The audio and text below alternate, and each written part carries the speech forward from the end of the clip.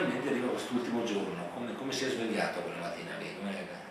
Niente, cioè ci sono tanti atleti, io dico che gli atleti sono incoscienti, perché non ci pensano.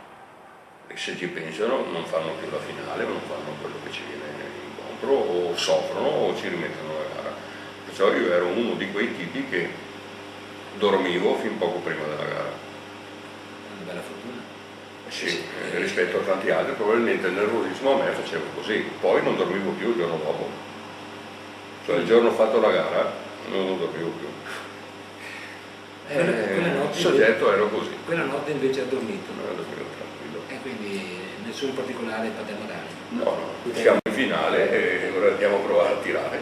Una cronaca qui di un giornale che lei ha detto, io sento che ce la faremo a vincere. Sì, beh, era normale, cioè noi non è che fossimo sicuri di vincere perché non si può mai essere sicuri di vincere, però eravamo sicuri di prenderci una medaglia, e la differenza.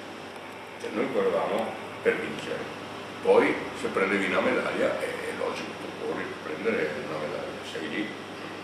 Insomma era dal 65 che eravamo in medaglia questa gente e perciò sapevamo cosa andavamo. Eravate convinti delle vostre possibilità. Anche perché la preparazione era stata fatta bene, tutto era seguito a perfezione, e eravamo nel punto di cogliere quello che